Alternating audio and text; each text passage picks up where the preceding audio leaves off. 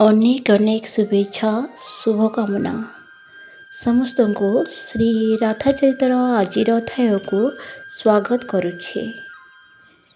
ବର୍ଷା ଆଜି ଅଧିକ ହୋଇଥିଲା। ଭିଜି ଯାଉଥିଲେ ଉଦ୍ଧବ।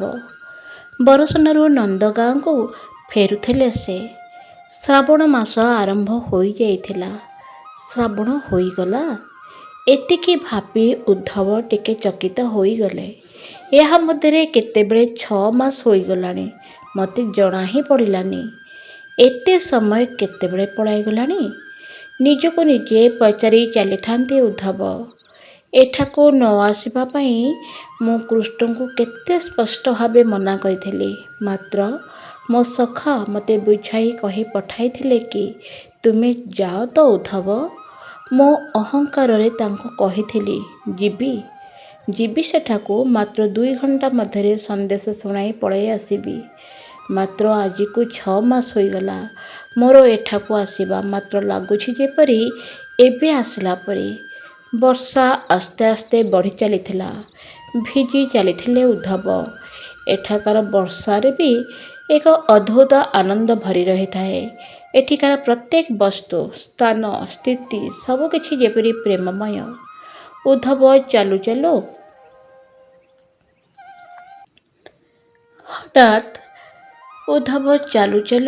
ହଠାତ୍ ଅଟକି ଗଲେ। ସାମ୍ନାରେ ଏକ ବୃକ୍ଷ ଦେଖିବାକୁ ପାଇଲେ। ତାହା ଥିଲା ଏକ କଦମ୍ବ ବୃକ୍ଷ। ଅତ୍ୟନ୍ତ ଦିବ୍ୟ ବୃକ୍ଷ ଥିଲା ତାହା। ଏକାଏକ ସେ ବୃକ୍ଷକୁ ଦେଖିବାକୁ ଲାଗିଲେ ଉଦ୍ଧବ। ଏମିତି ତ ବୃନ୍ଦାବନର ସମସ୍ତ ବୃକ୍ଷଲତା ମହତ୍ତ୍ୱ ରଖିଥାଏ, ମାତ୍ର ଏ କଦମ୍ବ ବୃକ୍ଷ, ଯାହାକି ବୃନ୍ଦାବନ ଏବଂ ବରସାନା ମଧ୍ୟରେ ଅବସ୍ଥିତ। ଉଦ୍ଧବ ସେଠି ଠିଆ ହୋଇ ରହିଥିଲେ। ବର୍ଷା ଜୋରରେ ହେଉଥିଲା। ବିଜୁଳି ଏତେ ଜୋରରେ ମାରୁଥିଲା, ଯେମିତି ଲାଗୁଥିଲା କେଉଁଠି ପଡ଼ିଗଲା ଭଳି।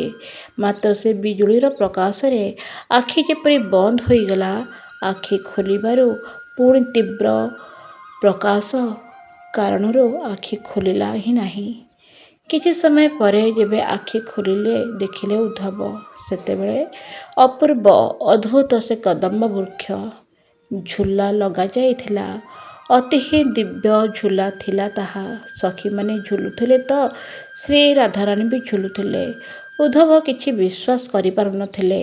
ନିଜ ଆଖିକୁ ମଳି ଆଉଥରେ ଦେଖିବାକୁ ଚେଷ୍ଟା କରୁଥିଲେ। ଭଲ ଭାବେ ଦେଖୁଥିଲେ ସେ ଅଦ୍ଭୁତ ଲୀଳା। ଜଣେ ସଖୀ କିଛି ଦୂରରେ ଠିଆ ହୋଇଥିଲେ। ଶ୍ରୀ ରାଧାରାଣୀ ନିଜ ପ୍ରିୟ ସଖୀ ଲଳିତା ସଖୀଙ୍କୁ କହୁଥିଲେ, ଯାଅ ସେ ସଖୀକୁ ମୋ ପାଖକୁ ନେଇକି ଆସ। ସେ ସଖୀ ଦୁଃଖୀ ଜଣାପଡ଼ୁଥିଲେ, ଆଉ ଆମ ଶ୍ରୀ ରାଧାରାଣୀ କାହା ଦୁଃଖ ହିଁ ଦେଖିପାରୁନଥିଲେ। ଲଳିତା ସେ ସଖୀକୁ ନେଇକି ଆସିଲେ। ତୁମ ନାମ କ'ଣ ଅଟେ? ଶ୍ରୀ ରାଧାରାଣୀ ପଚାରିଥିଲେ। ସମ୍ବରୀ ସଖୀ। ତୁମେ ଦୁଃଖୀ କାହିଁ ଅଛ? ମୋତେ ଝୁଲା ଉପରେ ଝୁଲିବାର ଅଛି। ଶ୍ରାବଣ ମାସ ଆସିଗଲା, ମାତ୍ର ମୋ ପାଇଁ କେହି ଦୋଳି ତିଆରି କଲେ ନାହିଁ। ହସିଲେ ଶ୍ରୀ ରାଧାରାଣୀ। ବାସ୍, କେବଳ ଏତିକି କଥା? ମୋ ସହିତ ବସ, ମୋ ସହିତ ଖେଳ।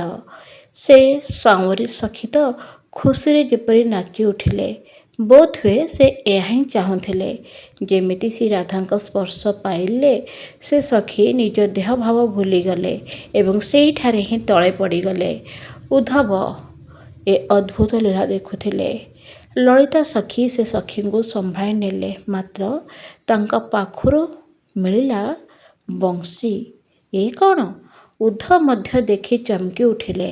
ଲଳିତା ସଖୀ ଶ୍ରୀ ରାଧାଙ୍କୁ କହିଲେ ସେଇ ବଂଶୀ କଥା। ସେ ମଧ୍ୟ ଆଶ୍ଚର୍ଯ୍ୟ ହୋଇଗଲେ। ଯେତେବେଳେ ସେ ସଖୀଙ୍କଠାରୁ ଓଢ଼ଣୀ ଖସାଇ ଦିଆଗଲା, ସମସ୍ତେ ହସିଥିଲେ। ଉଦ୍ଧବ ମଧ୍ୟ ହସିଥିଲେ। ଏ ସଖୀ ନୁହେଁ, ସଖା ଅଟନ୍ତି। ହେ ସ୍ୱାମିନୀ, ହେ ହରିପ୍ରିୟେ, ଏ ଆମ ଶ୍ୟାମସୁନ୍ଦର ଅଟନ୍ତି। ଲୀଳା କରୁଥିଲେ। ହସିଲେ ଲଳିତା ସଖୀ। ମାତ୍ର ଶ୍ରୀ ରାଧାରାଣୀ ହସିଲେ ନାହିଁ, ରୁଷିଗଲେ। ଯାଅ, ମୁଁ ଝୁଲିବି ନାହିଁ ତୁମ ସାଥେ। ଉଦ୍ଧବ ସବୁ ଦେଖୁଥିଲେ। ରସିକ ବିହାରୀ ଶ୍ରୀକୃଷ୍ଣ ଏବେ ଶ୍ରୀ ରାଧାରାଣୀଙ୍କ ଚରଣ ତଳେ ପଡ଼ିଗଲେ। ହାତ ଯୋଡ଼ିକି ପ୍ରାର୍ଥନା କରୁଥିଲେ। ଉଦ୍ଧବ ଏତିକି ଦେଖିଥିଲେ।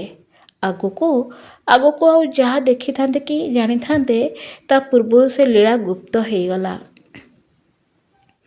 ନା ସେଠାରେ କିଛି ଦୋଳି ଥିଲା, ନା ଶ୍ରୀ ରାଧାରାଣୀ, ନା ସଖୀମାନେ। ହଁ, ଥିଲା ଯଦି କେବଳ କଦମ୍ବ ବୃକ୍ଷ, ବଡ଼ ଏବଂ ଦିବ୍ୟ ବୃକ୍ଷ। ବୃନ୍ଦାବନ ଚିନ୍ମୟ ଅଟେ ବଜ୍ରନାଭ। ମୁଁ ତୁମକୁ ଅନେକ ଥର କହିଛି, ସେଠାକାର ବୃକ୍ଷଲତା ବି କୃପା କରିଥାନ୍ତି ତ ଶ୍ରୀକୃଷ୍ଣଙ୍କ ଦର୍ଶନ ତୁରନ୍ତ ହୋଇଯାଇଥାଏ, ଯେପରି ଉଦ୍ଧବଙ୍କ ସହିତ ଘଟିଲା। ମହର୍ଷି ସାଣ୍ଡିଲ ଏକଥା ବଜ୍ରନାଭଙ୍କୁ କହୁଥିଲେ। ତାହେଲେ କ'ଣ ଏଇ ଯେଉଁ ଝୁଲଣ ଝୁଲା ଶ୍ରାବଣ ମାସରେ ଏହି କଦମ୍ବ ବୃକ୍ଷ ସମ୍ପନ୍ନ ହୋଇଥାଏ, ଆଉ ଏ କଦମ୍ବର ଡାଳରେ ଆମ ଯୁଗଳଦ୍ୱୟ ଝୁଲା ଝୁଲିଥାନ୍ତି? ବୈଜନାଥ ପଚାରିଥିଲେ ମହର୍ଷିଙ୍କୁ ସେଦିନ। ଆଜି ବର୍ଷା ବନ୍ଦ ହିଁ ହେଉନଥିଲା। ଉଦ୍ଧବ ସେ କଦମ୍ବ ବୃକ୍ଷକୁ ହୃଦୟରେ ଲଗାଇ କାନ୍ଦୁଥିଲେ ଜୋରସେ ଏବଂ ଅନୁଭବ କରୁଥିଲେ ସେ ଯୁଗଳ କିଶୋର ଦ୍ୱୟଙ୍କୁ। ଉଦ୍ଧବ ଇଚ୍ଛା କରୁଥିଲେ ସମସ୍ତଙ୍କୁ ଯେପରି ସାଷ୍ଟାଙ୍ଗ ପ୍ରଣାମ କରି ଆସିବା ପାଇଁ। ସତରେ ଆଜି କେତେ ଦୈନ୍ୟ ସ୍ତରକୁ ଆସିଯାଇଛନ୍ତି ଉଦ୍ଧବ। ତାଙ୍କ ସମସ୍ତ ଜ୍ଞାନକୁ ଯେପରି ବୋହି ନେଲା ଏ ପ୍ରେମର ଧାରା। ଆଗକୁ ଜାଣିବା ଆଗାମୀ ଅଧ୍ୟାୟରେ। ଧନ୍ୟବାଦ, ନମସ୍କାର।